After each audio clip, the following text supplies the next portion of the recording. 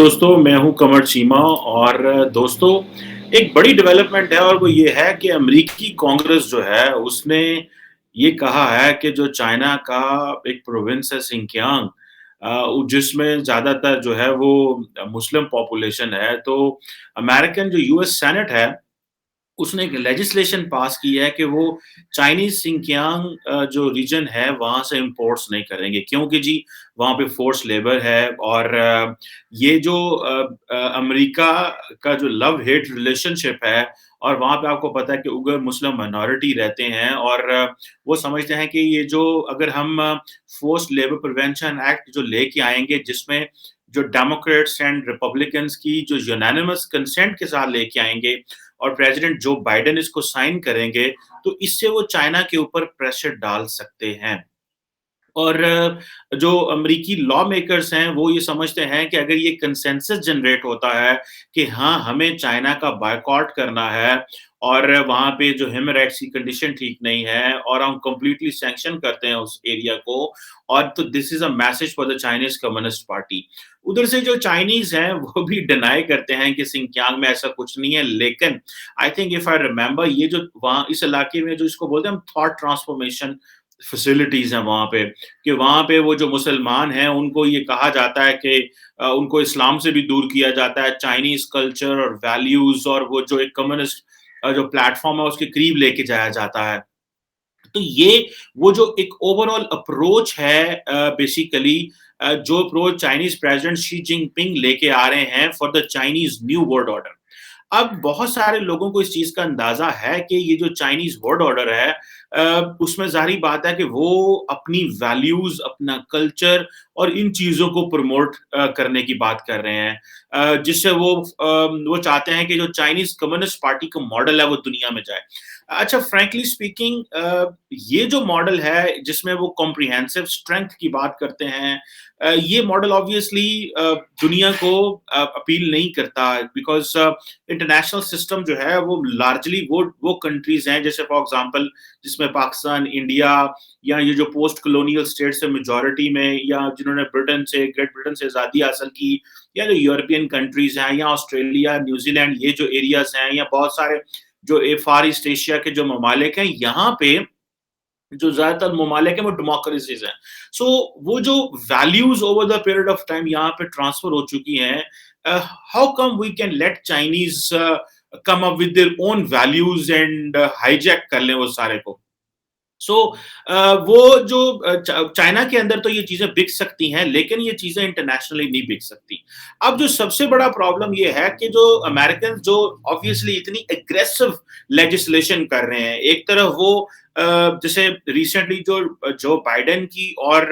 Xi Jinping की जो virtual summit हुई, उसमें बातें ये हुई कि भई हमें ये करना है कि हमें कॉम्पिटिशन करना है, ठीक है जी, और हमें कोऑपरेशन भी करना है। हमें कन्फ्रंटेशन की तरफ नहीं जाना। अच्छा इस सारे सिनेरियो का डेफिनिटली इंडिया को ज़रूर फ़ायदा हो रहा है। उसकी वजह ये है कि अमेरिका जब भी कोई इंडो पैसिफिक में डेवलपमेंट करेगा, अमेरिका जब भी कोई इंडो पैसिफिक में चीज़ें लेके आएगा, उसका ऑब्वियसली इंडिया को फ़ायदा होगा because in return, Americans are strengthening their partners. Americans are coming up with their own plan. For example, recently जो यूएस जो है वो अपना एक इंडो पैसिफिक फ्रेमवर्क लेके आया है ये बेसिकली जो इंडो पैसिफिक इनिशिएटिव है और आई थिंक जो डिफेंस का इस दफा अमेरिका ने 778 बिलियन डॉलर डिफेंस में रखे हैं जिसमें 7.1 बिलियन आई थिंक इज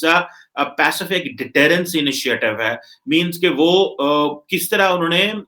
वहां पे चाइनीज को डिटर करना है सो ये जो इंडो पैसिफिक इनिशिएटिव है बेसिकली वो इकोनॉमिक गैप है उसको फिल करना चाहते हैं जिसमें वो बिल्ड बैक बेटर वर्ल्ड की बातें भी करते हैं और इस तरह की चीजें हैं ताकि जहां पे चाइनीज ने अपना इन्फ्लुएंस एस्टैब्लिश कर लिया है हम चाइनीज को एक स्टेप पीछे लेके जाएं और बेसिकली जो क्रिटिकल टेक्नोलॉजी है आर्टिफिशियल इंटेलिजेंस है या जहां पे कॉपरेशन इंफ्रास्ट्रक्चर डेवलपमेंट हो सकता है सप्लाई चेन के मामला आते हैं और बड़ा जो नैरोली देखेंगे कि वो चाइनीज एक्सपोर्ट्स कहाँ-कहाँ पे हैं उसको हमें कैसे हिट करना है और बेसिकली वो जो सारी जो क्रिटिकल टेक्नोलॉजी है इस पे वो फोकस कर रहे हैं सो यहाँ पे ऑब्वियसली इस चीज का एडवांटेज जो है वो क्वाड ममालिक को होगा जिसमें जापान है ऑस्ट्रेलिया है, इंडिया है और अमेरिका तो ऑब्वियसली मेन प्लेयर है जिसकी वजह से ये सारा कुछ हो रहा है। सो ये रिसेंटली मैं देख रहा था कि चाइना ने वो जो Comprehensive and Progressive Agreement for Trans Pacific Partnership है उसको भी जो है वो इन्होंने फॉलो किया है, अप्लाई कर रहे हैं। ताइवान भी उसमें है। सो ये अच्छा मजे की बात है, जितने भी ये जो इंस्टीट्यूशनल इकोनॉमिक इंस्टीट्यूशनल फ्रेमवर्क्स आते हैं, इसमें वो चाइना को बाहर भी नहीं निकाल सकते और चाइना को अगर बीच में लाते हैं तो उनके लिए प्रॉब्लम भी रहते हैं। सो ये जो चीजें हैं और ऊपर से देखा जाए तो जो मैं देख रहा था कि एक सेंटर है Japan centre for economic research, उनकी एक लेटेस्ट फोरकास्ट आई है कि बीजिंग जो है वो पहले लग रहा था कि 2029 तक वो सरपास कर जाएगा चाइनीज इकोनॉमी को, लेकिन अभी वो कह रहे हैं कि नहीं 2033 तक चाइना जो है वो सरपास करेगा। सो अभी 2033 मींस के 12-13 साल अभी मौजूद हैं, 12 एक साल अभी हैं अगर चाइना की इकोनॉमी को ओवरटेक करने का, क्योंकि अभी आप देखें तो इस वक्त जो चाइनीज और अमेरिकन इकोनॉमी है, अगर चाइनीज इकोनॉमी आपको लग रहा है कि तकरीबन $15 ट्रिलियन पे खड़ी है, जो जीडीपी है और नॉमिनल जीडीपी जिसे बोलते हैं, और जो अमेरिकन है वो कोई 22-23 के करीब खड़ी हुई है, ट्रिलियन डॉलर पे खड़ी हुई है। सो ये अगर आप इनकी ग्राफ मैं आपको दिखा सकता काश, कि ये जो ओवरलैप करेंगे या एक दूसरे को क्रॉस करेंगे हर वक्त के साथ साथ, ये गैप जो है वो कंप्लीट होगा 2027, 28, 29 में ये बहुत करीब होगा और 2023 तक ये कंप्लीटली जो क्रॉस करेगा और 2035 में तो जो है दोनों ममालिक की जो इकोनॉमी है वो $40 ट्रिलियन के करीब पहुंच जाएगी। अगर चाइनीज इकोनॉमी जो है वो 2035 तक $40 ट्रिलियन पे पहुंचती है तो अमेरिकन इकोनॉमी तकरीबन 37-38 ट्रिलियन पे होगी। सो अब इमेजिन कर सकते हैं कि आज से 15 साल बाद ये इकोनॉमीज डबल ट्रिपल कर जाएंगी। और मुझे तो वैसे पर्सनली ऐसे लगता है, I am not an economist, कि ये जितनी पेस से चीजें बढ़ रही हैं ये इन्होंने इससे पहले ये क्रॉस कर जाना है। और दूसरा ये है कि ये जो इकोनॉमीज हैं इससे मल्टीप्लाई भी कर सकती हैं, बिकॉज जितना कंपटीशन पिछले 20 साल में दोनों ममालिक के दरमियान या इंटरनेशनल कम्युनिटी के सामने आ रहा है, इससे ज्यादा कंपटीशन आने वाले दिनों में होगा। सो ये जो है वो जो चीजें हैं जो definitely they matter a lot. अब अमेरिका जो है वो जब बैठता है अपने पार्टनर्स के साथ, जब चाइना इंडियंस के साथ, तो ऑब्वियसली एक ही बात होती है कि हमें किस तरह काउंटर करना है जो चाइनीज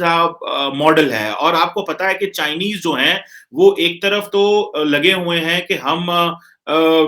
इंटरनली जैसे कहते हैं ना रीयूनिफिकेशन ऑफ द मदरलैंड या रीयूनिफाइंग द मदरलैंड। अभी जो इसी साल अक्टूबर में 2021 में शी जिनपिंग ने एक स्पीच की थी, उन्होंने कहा था हमारे पास एक हिस्टोरिकल टास्क है और उस टास्क का काम है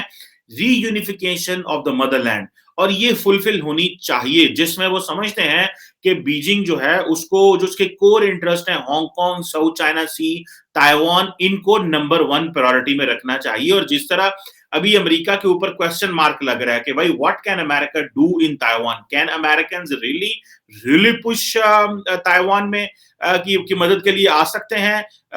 या वो नहीं आएंगे, क्योंकि अब अमेरिका का जो अल्टीमेट जिसे आप कह लें कि प्रॉब्लम है वो ये है कि वो जितनी हाइप क्रिएट करेगा मिलिटरीली उतनी एक्सपेक्टेशंस लोगों की बढ़ जाएंगी। रिसेंटली वो इराक, अफगानिस्तान और इन इलाकों से निकले हैं, तो एक चीज का पता चला है कि America could not achieve it's purposes through military means. So through military means आप अपने मकसद नहीं बदल सकते। और खैर ये ममालिक थोड़े और थे, यहाँ पे कंपटीशन और था, यहाँ पे दुश्मन की नेचर उनकी और थी, यहाँ पे क्रिटिकल सब क्रिटिकल वॉरफेयर और ये सारा इरेगुलर वॉरफेयर जिसे हम कहते हैं ये खाता था। सो ये जो चीजें हैं मैं समझता हूँ आइंदा आने वाले दिनों में कि जिस तरह हांगकांग का उन्होंने जो है वो लॉज बदले हैं, 2020 में चाइना ने नेशनल सिक्योरिटी लॉ लेके आए हैं जिसमें बेसिकली वो जो ऑटोनॉमी थी वन कंट्री टू सिस्टम के तहत गवर्नेंस मॉडल में, वो उन्होंने उनकी खत्म की है, जो बैक इन 1997 में जब हांगकांग को आजादी मिली थी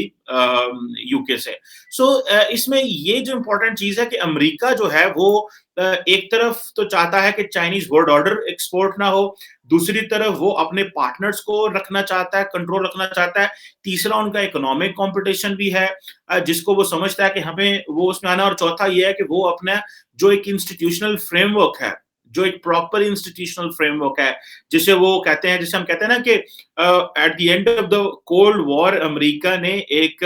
critical institutionalised hegemonic model determine किया था, जिसमें वो समझते थे कि आज के दौर में अगर हमने दूसरे ममालिक पे कंट्रोल करना है, तो that will be an institutionalised hegemony. वो जो इंस्टीट्यूशनलाइज्ड हेजेमनी है, उसको वो अब इस एरिया में लेके आना चाहते हैं, लेकिन यहाँ पे जो कंपटीशन है अमेरिका का वो बिल्कुल डिफरेंट है, और इसमें ज़ाहिर बात है कि जैसे चाइना के उन्होंने हर रोज़ वो चाइना को तंग करने की कोशिश कर रहे हैं। अब सिंकियांग से इंपोर्ट बंद कर देंगे जी, क्योंकि वहां पे फोर्स लेबर है। कोई भी अमेरिकी कंपनी जो है वो ह्यूमन राइट्स की वो लेके प्ली लेके, तो अब ये वो करेंगे कि जी ह्यूमन राइट्स सिचुएशन वहाँ ठीक है, हम फुली सैंक्शन करते हैं जो चाइनीज कम्युनिस्ट पार्टी है, और ये हमें सूट नहीं करता। मेरा ख्याल है कि ये अमेरिका की डेस्परेट मूवमेंट्स हैं कि इसके अलावा उनके पास कोई क्या चॉइस है, क्योंकि at the end of the day Chinese जो है वो अपना मिलिटरली कॉम्पीट नहीं करना चाह रहे। मुझे याद है बहुत सारे अमेरिकन प्रोफेसर जो कहते हैं कि China can not rise peacefully, ठीक है, there will be a bloodshed, but in my understanding I think China will be the only country after this globalisation has emerged that will be a super power. So super power की वैसे frankly speaking मैं definition से तो agree नहीं करता, because आज के दौर में तो वैसे ये किया जा रहा है हाउ टू क्वांटिफाई और मेजर चाइनीज पावर को कैसे मेजर किया जाता है, बिकॉज माजी में भी 70s 80s में भी अमेरिका जो था वो रशियन पावर को क्वांटिफाई करना चाह रहा था, for example in terms of their geography, in terms of their population, in terms of their GDP, in terms of military power, in terms of their political strength, in terms of internal stability। बहुत सारे indicator वो लगाते हैं जिससे वो determine करते हैं कि इनकी पार को कैसे स्टैब्लिश किया, बिकॉज वही बात है ना, the more you know your enemy the better you can fight. So ये जो चीजें हैं ये ऑब्वियसली बड़ी इंपॉर्टेंट है, लेकिन क्या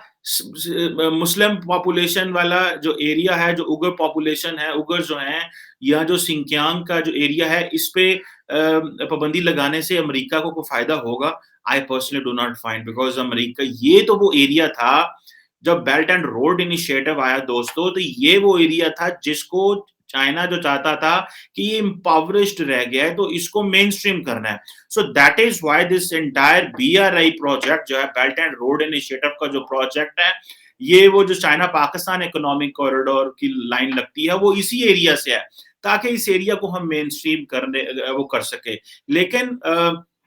इस पे क्या अमेरिकी पाबंदियां लगा सकते हैं, क्या चाइनीज कंपनियां जो इन्वेस्टमेंट कर रही हैं उन पे किस तरह की वो एक्सपोर्ट रिस्ट्रिक्शंस कर सकते हैं, और क्या कॉम्प्लेक्सिटी और क्या हो सकता है, और चाइनीज किस हद तक इंटरनेशनल कम्युनिटी को कन्विंस कर सकते हैं कि नहीं ऐसी बात नहीं है जिस तरह अमेरिका कह रहा है, क्योंकि ये एक फिर भी आए रोज चाइना के लिए जो है वो प्रॉब्लम है। बड़ी फैसिनेटिंग स्टोरी है कि चाइना एक इस तरह का अमेरिका का जो पार्टनर भी है और कॉम्पिटिटर भी है कि जिससे अमेरिका कोऑपरेट भी करना चाहता है और कम्पीट भी करना चाहता है। और